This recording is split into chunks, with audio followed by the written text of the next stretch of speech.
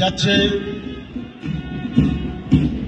বাঁকুড়া, আমাদের সামনে থেকে বাঁকুড়া গেল মার্চ পাস করে প্রতিযোগীরা। তারপরে আসছে লাল মাটির দেশ বীরভূম আসছে, আছে 48 জন।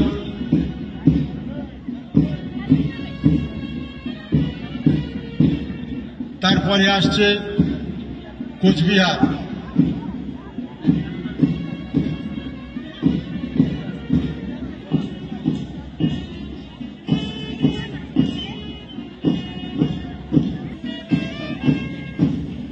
প্রথম মালদায় শুরু হলো 14তম পশ্চিমবঙ্গ রাজ্য মাদ্রাসা স্পোর্টস মিট।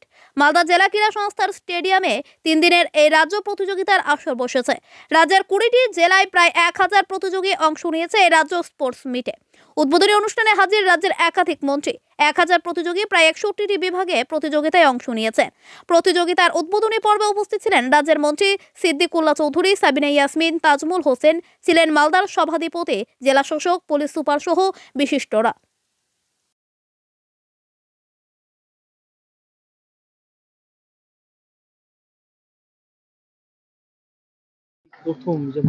আজকে 14তম পশ্চিমবঙ্গ রাজ্য ক্রীড়া মাদ্রাসা ক্রীড়া অনুষ্ঠানের যে শুভ সূচনা সেটা মালদা ডিস্ট্রিক্টে আজকে হয়েছে। আমি অনারেবল চিফ মিনিস্টার দিদি মমতা ব্যানার্জিকে ধন্যবাদ জানাই এবং শ্রদ্ধা জ্ঞাপন করছি যে তিনি স্টেট লেভেলের খেলা আজকে এই মালদা জেলায় করার জন্য অনুমতি দিয়েছেন। এটা আমাদের সৌভাগ্যের ব্যাপার এবং আমাদের ডিপার্টমেন্টের মাইনরিটি ডিপার্টমেন্টের রাষ্ট্রমন্ত্রী তাজমুল হোসেনও রয়েছে, ওনাকেও আমি ধন্যবাদ জানাচ্ছি যে আজকে এই সুযোগটা মালদা জেলায় করে দেওয়ার জন্য।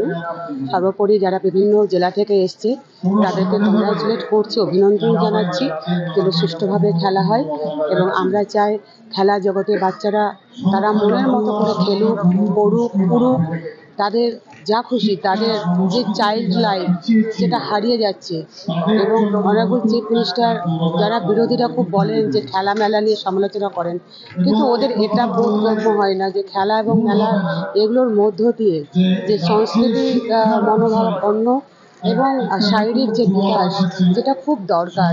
ভিটামিন ডি বাচ্চাদের প্রত্যেকেরই প্রায় কমে যাচ্ছে, তার জন্য যে মাঠ দরকার সেই মাঠকে আজকে সঙ্গী করার জন্য, খেলাকে আমাদের সাথী করার জন্য অনারেবল চিফ মিনিস্টার তিনি বিভিন্নভাবে খেলার উপর জোর দিয়েছেন।